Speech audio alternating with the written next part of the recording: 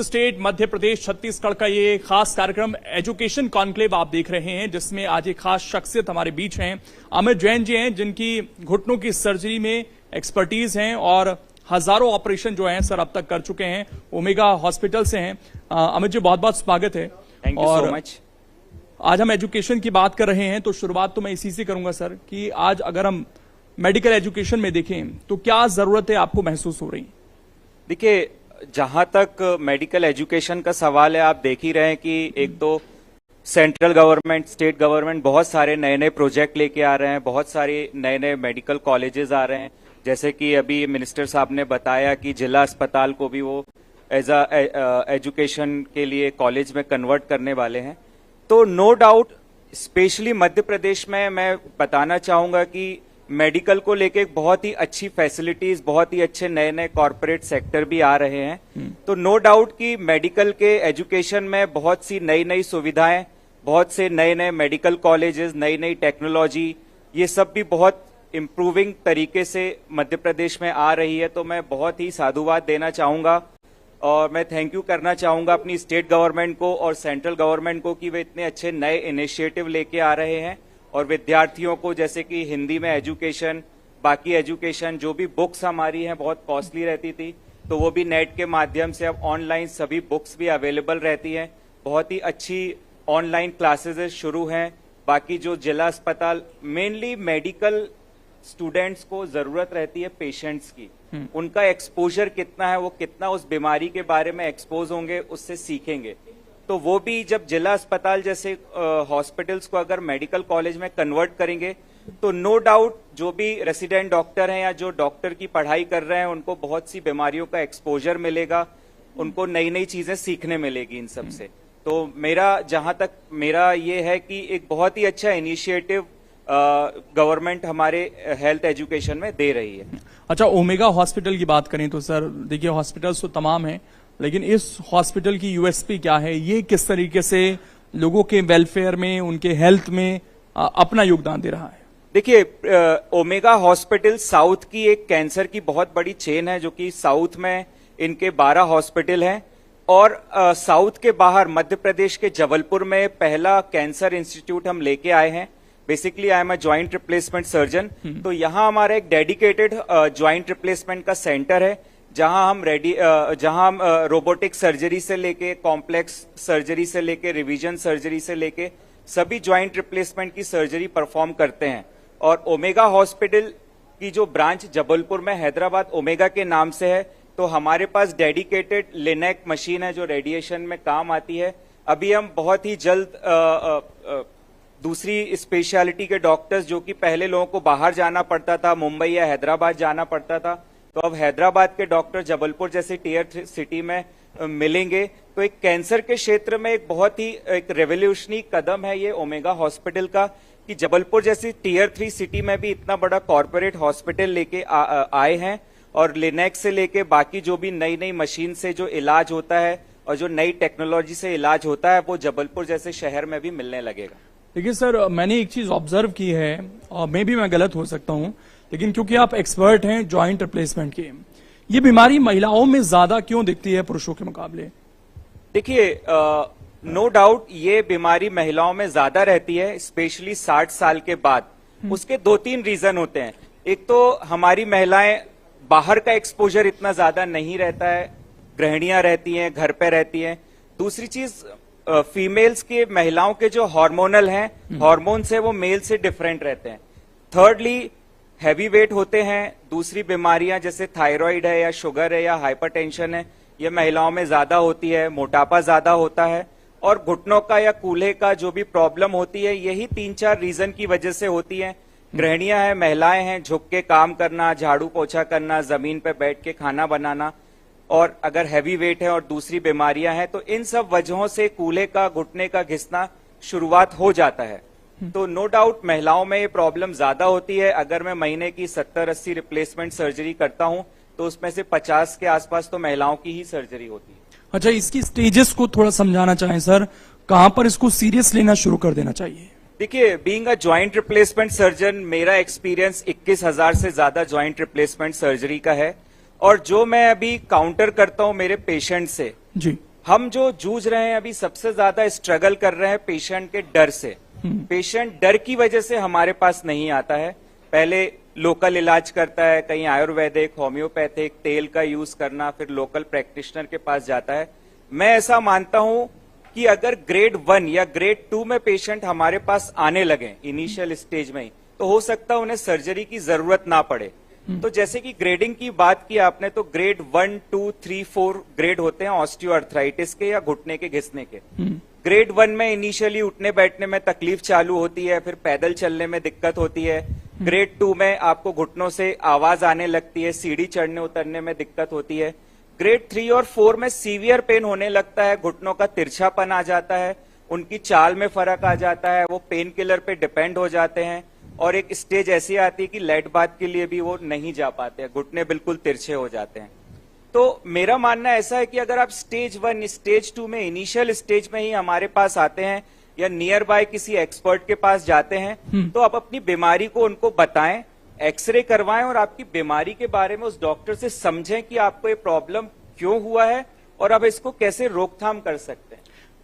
तो बेसिकली जो अभी हम चैलेंज हमारे साथ है पेशेंट एजुकेशन को लेके, तो इसलिए हम पेरीफेरी में फ्री चेकअप कैंप्स करते हैं ताकि पेशेंट हमारे पास आए, हम उनको उनकी स्थिति के बारे में बताएं, और अगर उनको सर्जरी की जरूरत है तो आज के समय में मेडिकल साइंस में जॉइंट रिप्लेसमेंट सर्जरी के 100% सक्सेसफुल इलाज है, बशर्ते कि आप एक अच्छे सेंटर में एक्सपीरियंस डॉक्टर को चुनकर एक अच्छा इम्प्लांट डलवाएं। तो अच्छा, एक चीज मैं समझना चाहता हूं सर आपसे कि घुटनों की बीमारी क्या एक ही है, अलग अलग हैं, अलग अलग कारण हो सकते हैं, और क्या इसका इलाज सिर्फ रिप्लेसमेंट है या मेडिकेशन से भी ये दूर हो जाती है? जी बिल्कुल नहीं, घुटनों की बहुत सारी समस्याएं होती हैं, बट जो मोस्ट कॉमन समस्या है वो ऑस्टियोआर्थराइटिस या घुटने का घिसना होता है। कई बार लोग गिर जाते हैं, ट्रॉमा हो जाता है, फ्रैक्चर हो जाता है घुटने में, उस वजह से भी घुटना खराब हो जाता है। कई बार जो ये शुरू हो रही, इस बुखार का क्या कोई कनेक्शन है, आप जोड़ पाते हैं क्या अपनी अभी तक की प्रैक्टिस में? चिकनगुनिया का जोड़ से और हड्डियों से बिल्कुल रिलेशन है। चिकनगुनिया बेसिकली एक फीवर का टाइप है, और किसी भी फीवर में 4-5 दिन के लिए बॉडी वीक हो जाती है, लूज हो जाती है, उस पर भी अगर दूसरी बीमारियां हैं तो उसकी वजह से और भी वीकनेस आती है और हड्डियों में कमजोरी आती है। तो अगर बॉडी में वीकनेस रहेगी, अगर नॉर्मल आदमी को भी फीवर आता है तो उसकी भी बॉडी में पेन होता है और ज्वाइंट पेन होते हैं।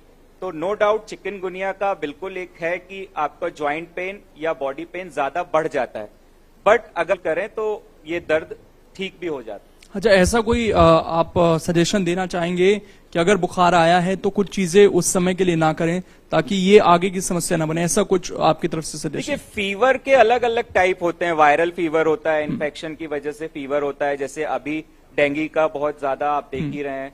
तो फीवर को पहले तो आपको इन्वेस्टिगेट करके समझना पड़ेगा कि कौन सा फीवर है, ये चिकनगुनिया है या दूसरा है, तो आपको मलेरिया का, डेंगू का ये टेस्ट कराने पड़ेंगे। अगर ये नहीं आ रहा है और फिर भी फीवर आ रहा है और बॉडी पेन है, तो डॉक्टर फिर सस्पेक्ट करता है कि इनको चिकनगुनिया हो सकता है, तो उसको सिम्टोमेटिक ट्रीटमेंट दिया जाता है, उनको मल्टीविटामिन दिए जाते हैं, कैल्शियम दिए जाते हैं, फीवर का मेडिसिन दिया जाता है, और उनको बेड रेस्ट करने के लिए बोला जाता है कि आप बेड रेस्ट करें, रेस्ट करेंगे, बॉडी हाइड्रेट रखेंगे, प्रॉपर मेडिसिन लेंगे तो ये ठीक हो जाता है।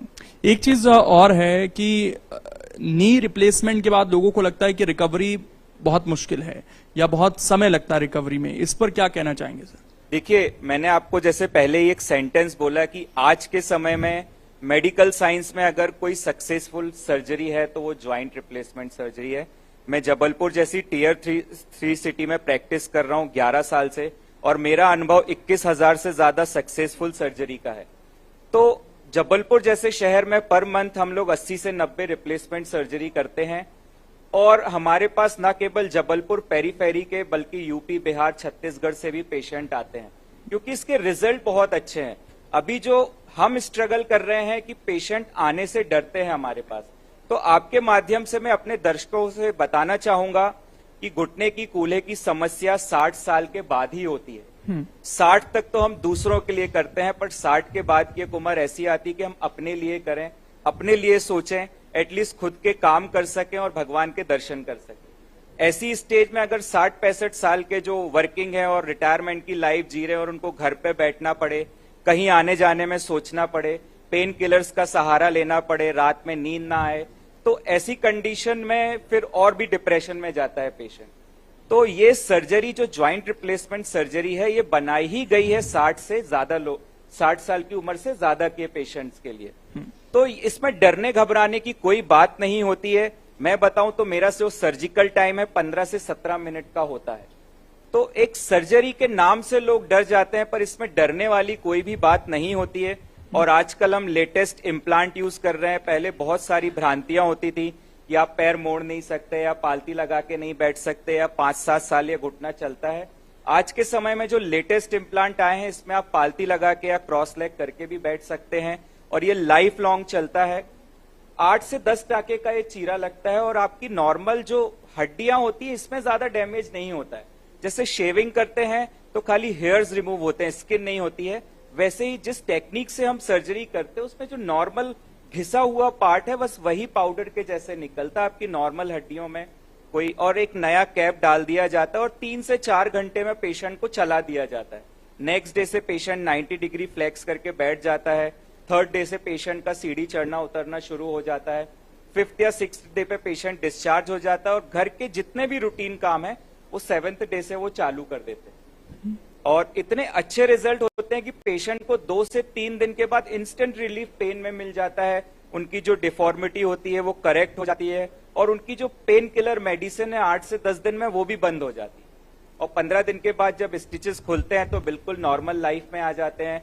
घर के बाहर पैदल चलना, अपनी शॉप में जाना, ऑफिस में जाना, या जो भी एक्टिविटी है बिल्कुल फ्री, पेन फ्री तरीके से बिल्कुल वो अपनी नॉर्मल लाइफ में आ जाते हैं। अच्छा, एक चीज और मैं जानना चाहता हूं, क्योंकि एजुकेशन की हम बात कर रहे हैं, आप कुछ चाहते हैं कि एजुकेशन में आज की डेट में कुछ सुधार की जरूरत है, खासकर जिस फील्ड में आप हैं उससे जुड़ा हुआ कुछ सजेशन देना चाहते हैं? जी देखिए, मैं आपको बता दूं कि मेरा एजुकेशन मैंने मुंबई से यूजी पीजी किया हुआ है, और मेरा जो फेलोशिप है मैंने यूएस से किया हुआ है, और रिवीजन सर्जरी का फेलोशिप जो इंडिया में 25-30 डॉक्टर के ही पास है, उसमें से एक मेरा रिवीजन सर्जरी में फेलोशिप है।